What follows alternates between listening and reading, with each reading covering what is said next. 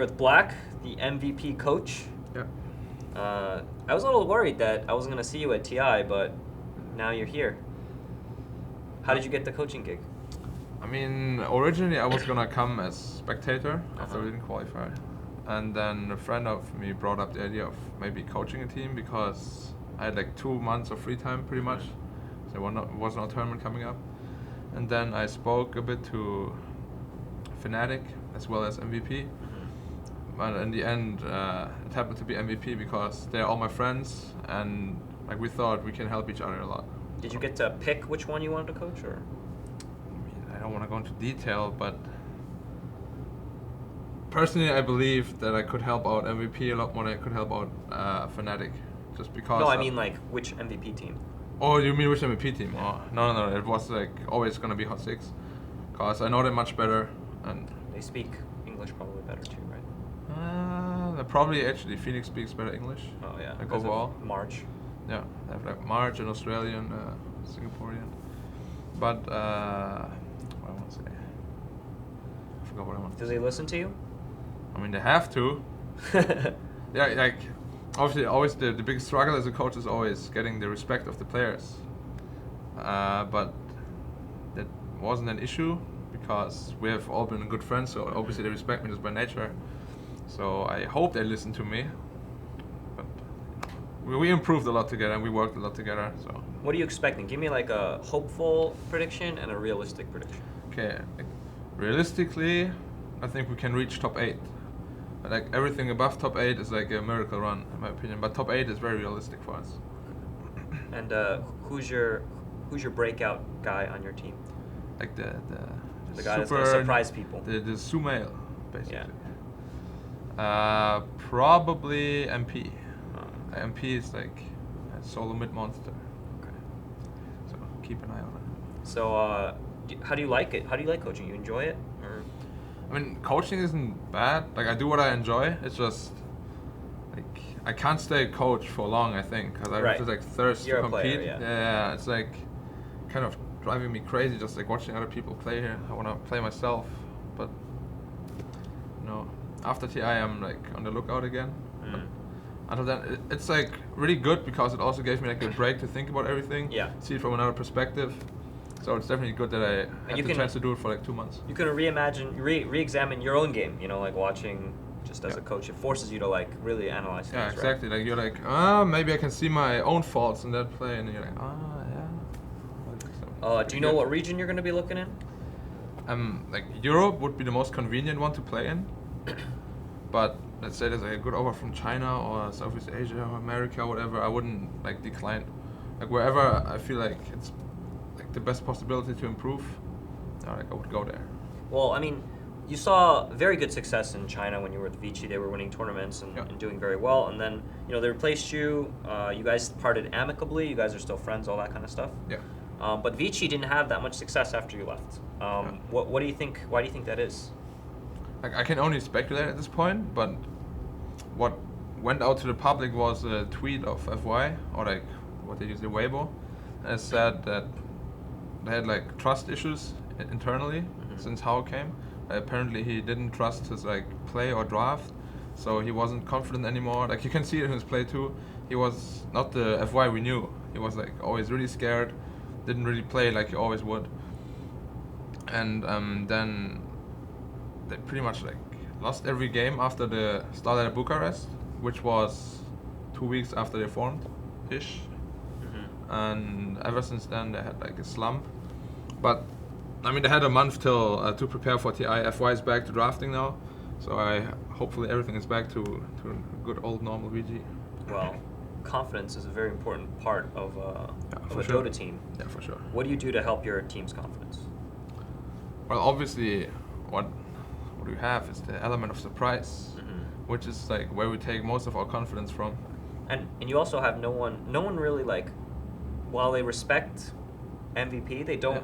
Yeah. No one really is like. Nobody really expects them to like be a force. It's not like there's no pressure really. Your players are just play and then they're not really expected to win against these top teams. So maybe that's an advantage. No, not only that, but also all these like big name teams. I can't speak for every team obviously, but they have a tendency to like lower tier teams, like MVP on paper, they don't really like research them because they just think, yeah, they kind of just autopilot it, yeah, right? we Like like walk in the park, we just do what we always do, we win, and then it might backfire, and then suddenly like, oh, it's like always the element of surprise if you're the underdog. It's good. Okay, so we had to talk a little bit about qualifiers. You guys had a very disappointing qualifiers. Oh yeah, for sure.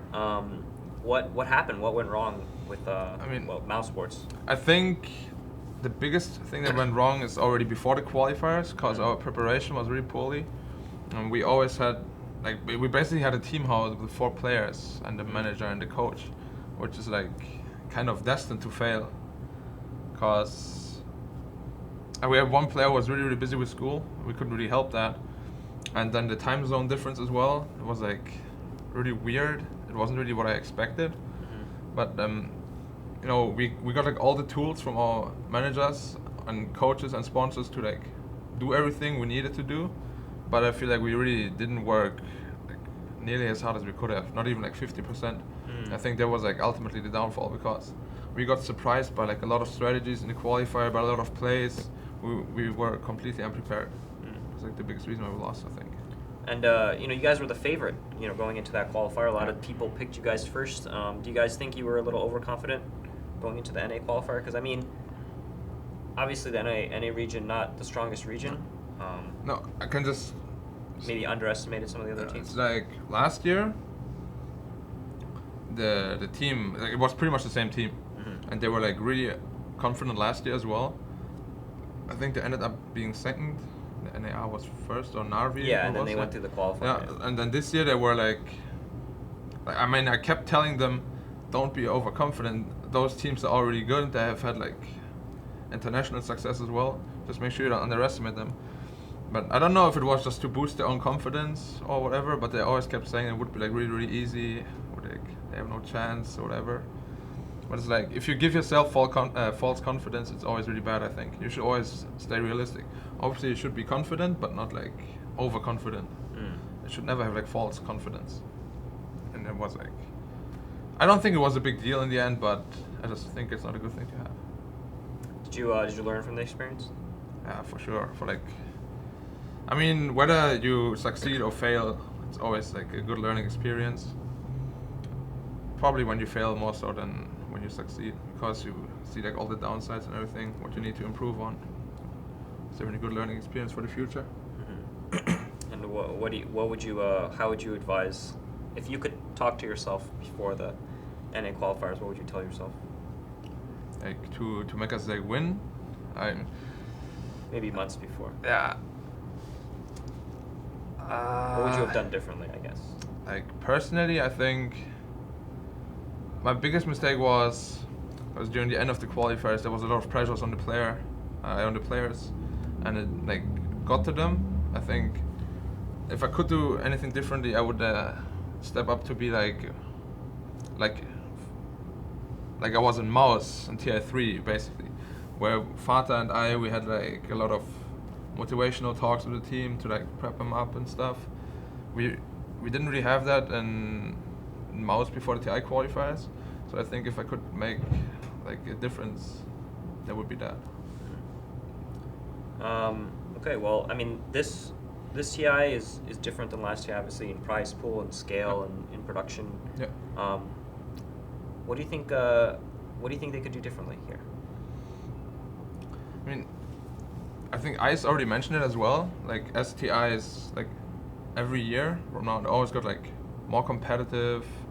Back then, TI2, TI3, TI1, all of those TIs, they were like a lot more friendly. All the players were a lot closer together. Just a friendly environment, which I guess is kind of natural that it gets more competitive because there's more money. It's more money. It gets more professional. Like people wanted to grow. Like, it's really natural that it happens. It's just when you're in for so long, it's just a hard change to accept, I think, for like the older players. And I mean, obviously, I would like it to be the old way, but I can't really expect it to happen. And it would be bad for the scene if it would happen. But like, that would be pretty much the only change I would do. And a sixth computer in the practice room. Okay, yeah. Got it. So coach computer. I didn't know, like nobody said it. Last year I had computer access like all the time, and nobody said this year I wouldn't have computer access, so I didn't actually bring a laptop. Yeah, so I'm like, crap. What do I do now?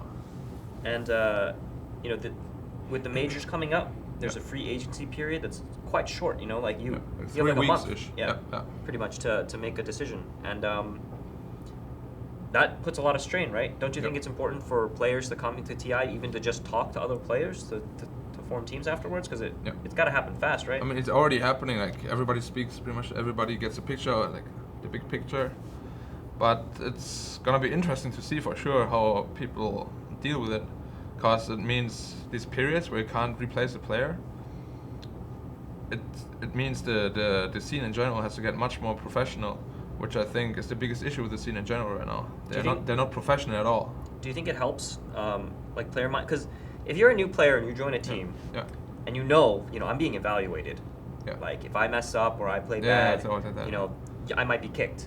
But now you know you're safe for X amount of time, right? Because if they can't kick you out, otherwise they're not going to go to the major. So does that help at all, or?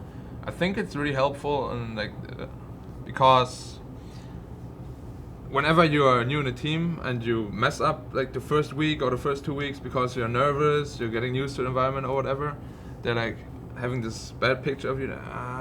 Maybe he wasn't the wrong, maybe he was the wrong choice. But this year, or like after the TI with the majors, you have 3 months of proving grounds pretty much, because no one's gonna be like giving up a major just because you have like internal issues. So I think, and that concern is really, really good. And we're gonna see some high-level games in September and October now. Yeah. Instead of just everyone just whatever. Right? It's like DAC. Oh, now we wait for TI. Now it should be like. Well, DAC was in what, like February? Yeah, February. Right? So that's a long time from. Yeah, it was like 6 months. So we're gonna have a major soon.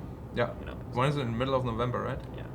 So, okay. Well, okay. Thank you for taking the time to talk to us. I know you have games later today. Yeah. Good luck. I'm Thank looking you. forward to watching you guys, especially Jarex. You know. It's happening. Black's team versus VG. Oh, that's how you're in a coaching slot now. Yeah, it's gonna be. You got an extra little bit of rivalry. I mean, rivalry is always there. Stuff like that happens, and I mean, I was in VG. We're ready. Okay, all right. So you're the you got the insight for it. There was like preparation for every team, but for VG there was like special preparation. Okay, I was this little bit of extra. Okay. Yeah. All right. So I'm excited for that. Thank you for taking the time with us, man. Yeah. Do you have any last words you want to say? I would just want to shout out to my fans, cause this second half of the year was pretty rough and disappointing, right? Yeah. Thanks for sticking by, supporting me. I'm sure we'll get over this too. We have had like some rough patches over the last years. We can get through this, right? Yeah. Do you have a call out? I want to call out Ice. Okay. Because if you kick a champion like me, you better be winning this tournament. Okay. All right, man. Thank you.